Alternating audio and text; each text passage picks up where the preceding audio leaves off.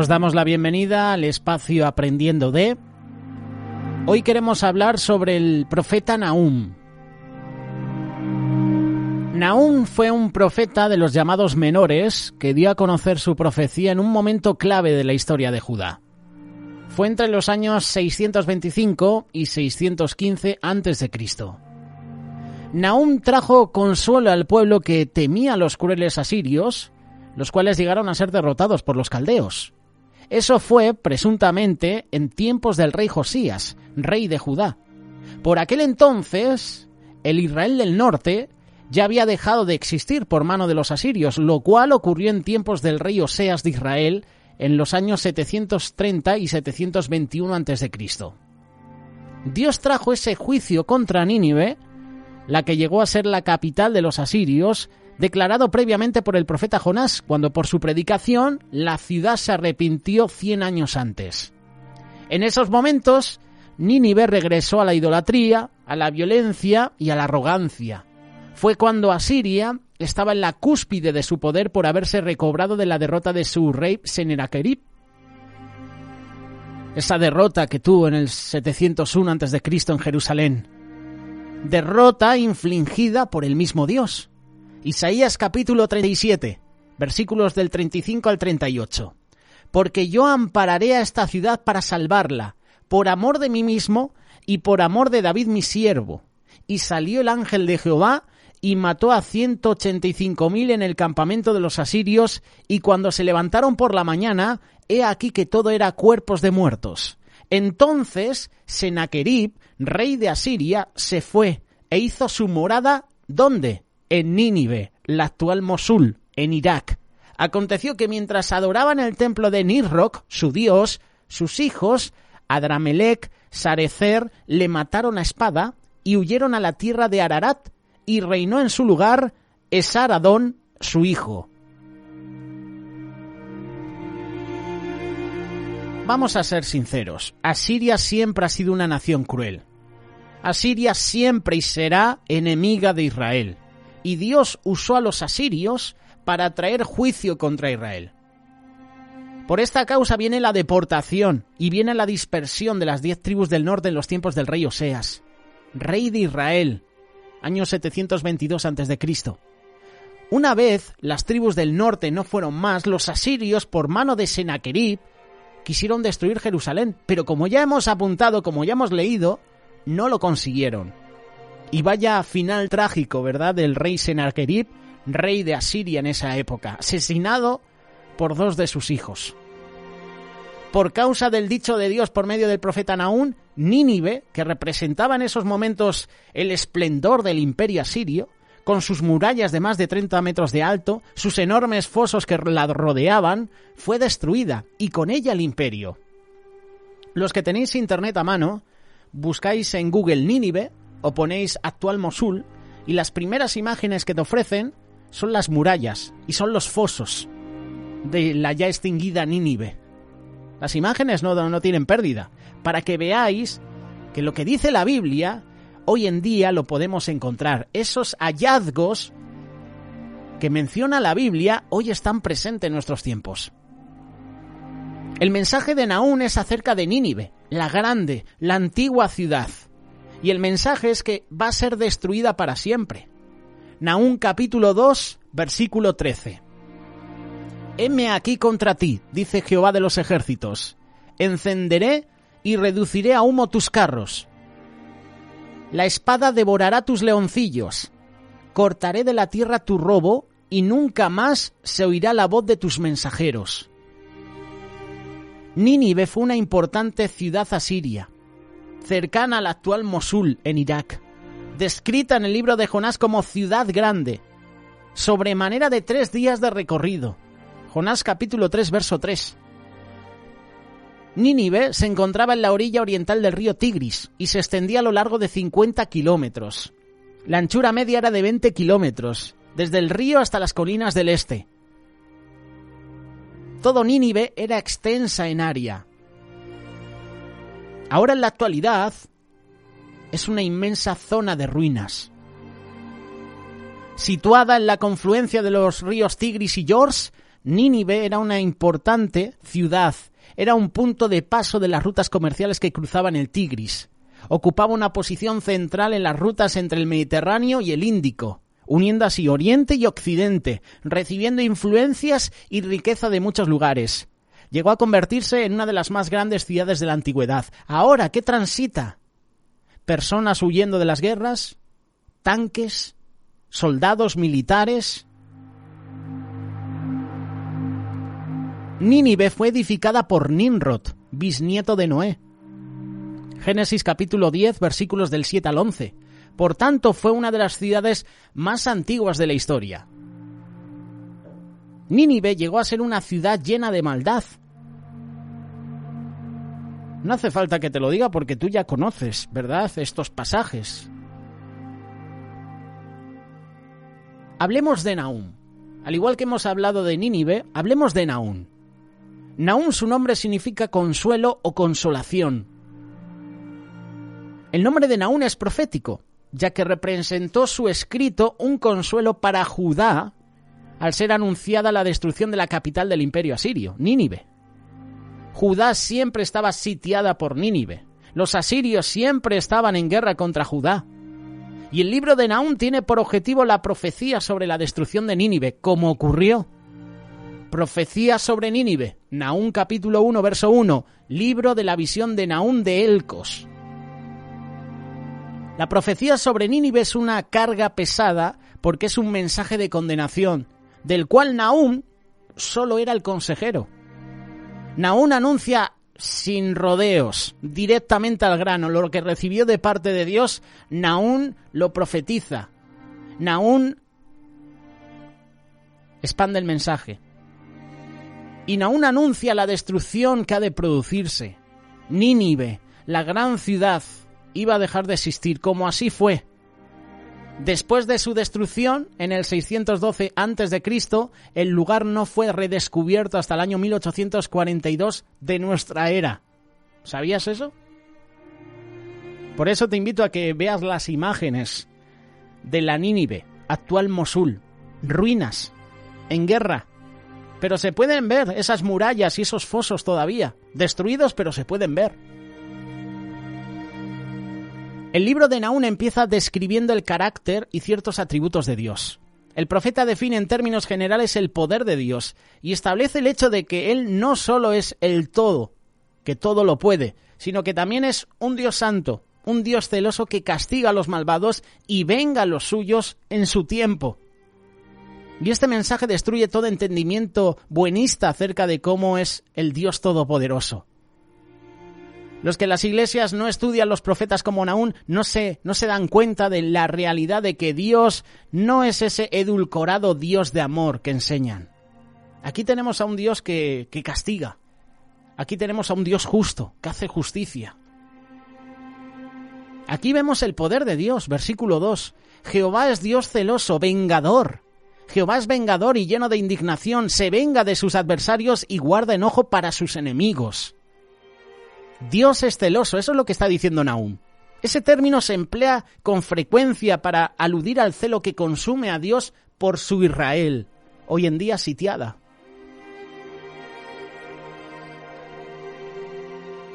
Tanto eso hay que entenderlo como un celo por causa del adulterio espiritual cometido por Israel que llevó al cautiverio de las 10 tribus del norte, como por el celo contra los enemigos de Judá, la invasión del ya mencionado Senaquerib.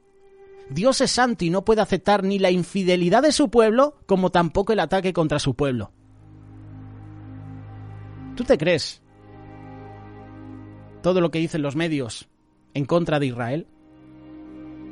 Estos días he estado navegando por las redes sociales y había personas que decían que Jerusalén es la capital de Palestina, publicando vídeos de cómo soldados israelíes quitan la vacuna, impiden que la vacuna llegue a Palestina. Vídeos trucados, vídeos falsos, para que una persona ya se posicione en contra de Israel. Pero Dios hará justicia, por supuesto. Israel siempre perseguida, Los enemigos que siempre la rodean, la sitian, están por detrás esperando, la atacan, pero Dios siempre la está protegiendo. Jehová es tardo para la ira, grande en poder, y no tendrá por inocente al culpable. Dios no se apresura a enojarse, Él es tardo para la ira. No obstante, como está escrito, jamás tendrá por inocente al culpable, lo cual implica justicia. Dios es justo.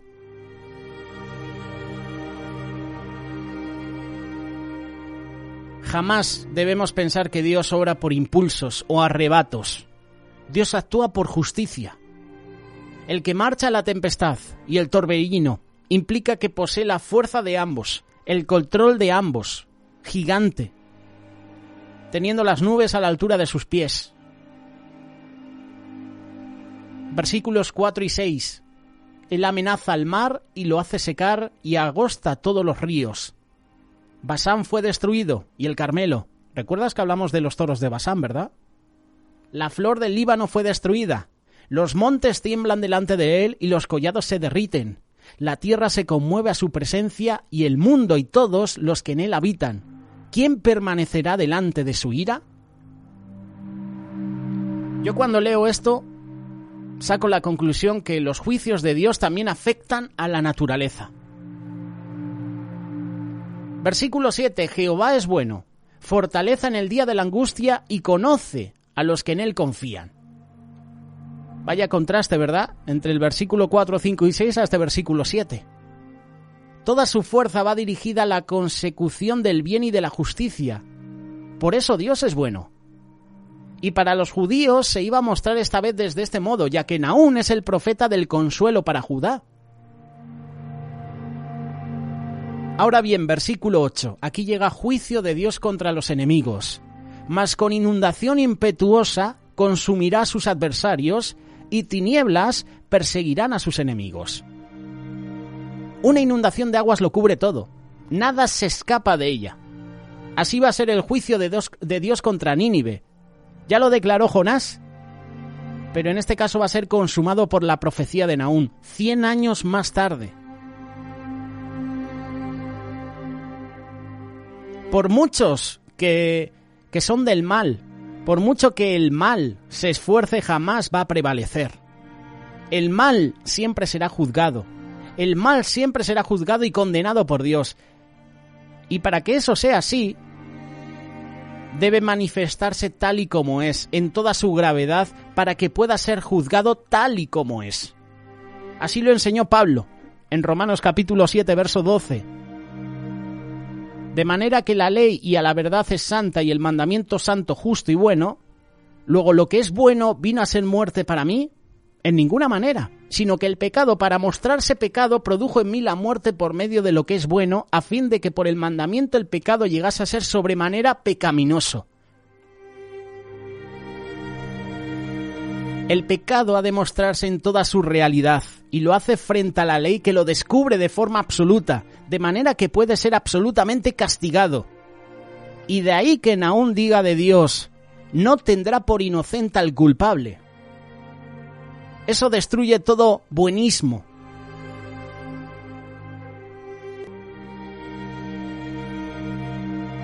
Lo que me gusta es que si sigues leyendo esta carta, este pasaje de Nahum a partir del versículo 9, Dios se adentra en los pensamientos de los asirios y les dice que esos pensamientos contra él no iban a ninguna parte.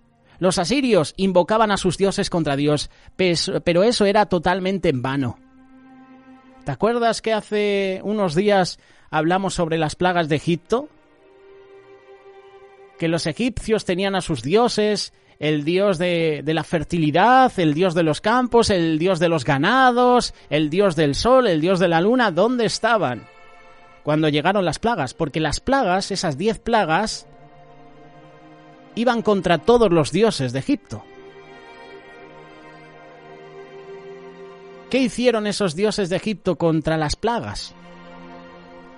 ¿Qué hizo el dios del agua en Egipto cuando el agua del río Nilo se convirtió en sangre? No hizo nada. Cuando llegó las tinieblas, esa plaga, ¿dónde estaba Ra? Que se supone que era el dios de la luz, era el dios sol. ¿Dónde estaba su esposa? que era la diosa Luna. 3 días estuvo Egipto en tinieblas. ¿Dónde estaba ese dios de la luz? ¿Dónde estaba el dios de los campos? Cuando llegaron las plagas, cuando llegó la langosta, comió todo. ¿Dónde está el dios de los ganados? Cuando llegaron las vacas y se quedaron flacas. ¿Dónde se quedaron esos dioses? ¿Dónde están? Lo mismo sucede con Nínive. Los asirios clamando a sus dioses, pero solo hay un Dios. Ir en contra del pueblo de Dios sin el consentimiento de Dios es ir contra él. Con una sola vez que Dios emitiera su juicio contra ellos sería suficiente. Por mucha resistencia que opusieran, no iban a poder resistir. Versículo 11. De ti salió el que imaginó mal contra Jehová, un consejero perverso. El consejero perverso, si lees en otras traducciones, en la traducción literal habla del consejero de Belial, es decir, del diablo. Y esto indica una influencia satánica en el dirigente que se identifica como el rey de Asiria. Este individuo fue Senaquerib, quien desde Nínive, la cual hizo florecer espectacularmente lo natural, urdió satánicamente un plan para destruir Judá y Jerusalén. Pero sus caminos, sus pensamientos no fueron prosperados. Esos planes satánicos no se llevaron a cabo, porque Dios pelea por su pueblo, porque Dios protege a su pueblo. Versículo 12, así ha dicho Jehová, aunque reposo tengan y sean tantos, aún así serán talados, y él pasará. Bastante te he afligido, y no te afligiré ya más. Vaya versículo, ¿eh? Tiene 2 partes el versículo, si lo analizas. Uno para los enemigos del pueblo de Dios y el otro para el pueblo de Dios. Y Dios se dirige por boca del profeta Nahum a los enemigos, en tercera persona. Aunque reposo tengan y sean tantos, aún así serán talados y él pasará. Al pueblo de Dios lo habla en segunda persona. Bastante te he afligido, no te afligiré ya más.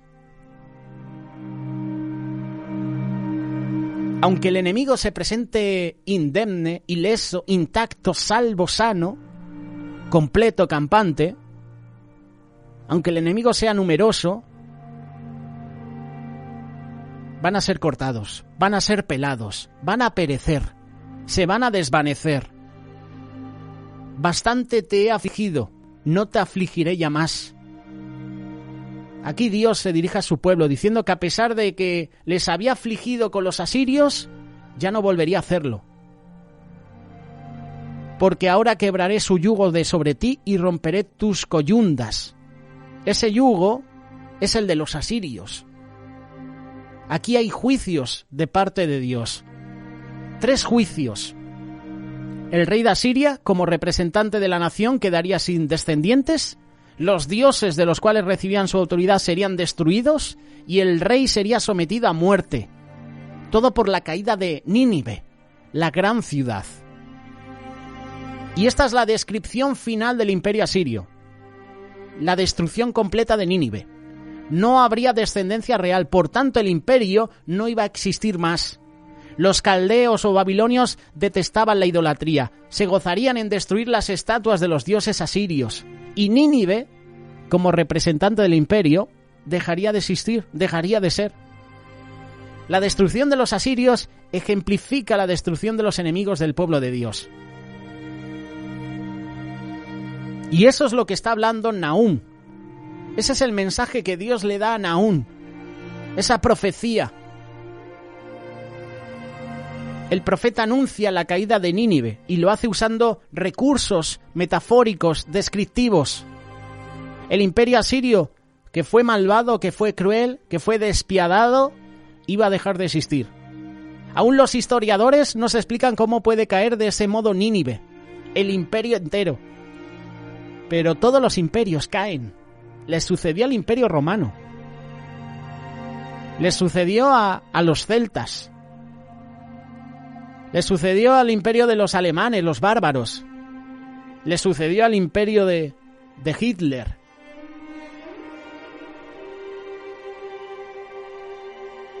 La caída de Nínive es real, es histórica, simboliza la caída del mal.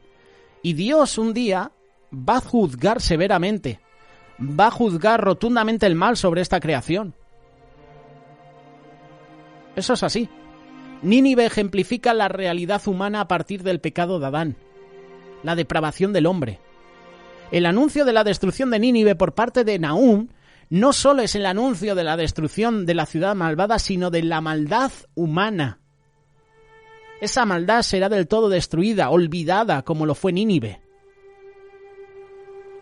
Y esto va a suceder también contra muchos pueblos enemigos de Israel.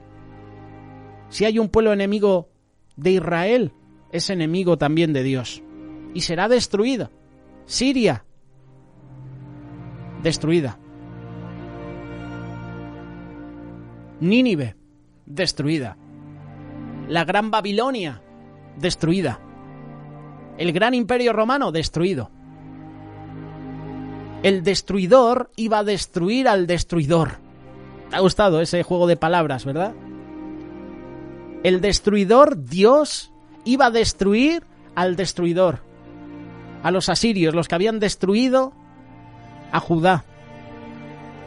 Los que destruían en esa época a todos sus enemigos para ser la potencia. El asirio iba a desaparecer por mano de Dios, empleando el Señor al medo, al caldeo. Enemigos también del pueblo de Israel los iba a utilizar para destruir también a los asirios. Podríamos seguir hablando de las profecías de Nahum, pero al final nos hemos enfocado en Nínive, la gran ciudad. Hay muchos que desprecian estas enseñanzas, que desprecian lo que dice la palabra de Dios. Hay muchos que dicen, oye, ¿y esta profecía cuándo se va a cumplir? Esto es mentira. Esto no va a suceder. Dios resiste al soberbio. Es así. Y Dios va a humillar totalmente el orgullo de la humanidad. Al igual que Dios humilló totalmente el orgullo de los de Nínive, comparando sus murallas de 30 metros de altura con brevas, es decir, con frutos de la primera de las cosechas de la higuera, los que están más bajos. Así va a destruir Dios, así va a humillar Dios a esta humanidad. Aunque los defensores, empezando por los líderes, llegarán a ser tan numerosos como langostas, iban a ser atacados, van a ser destruidos precisamente como se ataca y como se destruye a una plaga de langostas.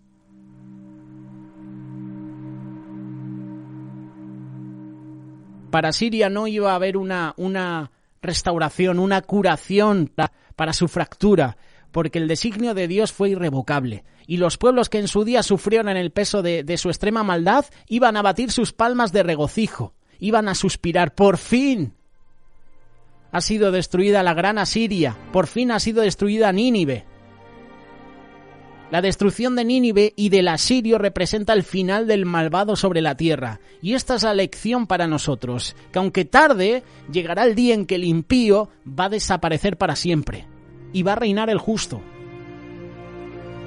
Cuando tú y yo recibamos persecución, llegará el día en que Dios hará justicia. Llegará el día de la justicia para el pueblo de Israel. No lo dudes. Tenemos un Dios justo. Y Dios en su tiempo hará justicia.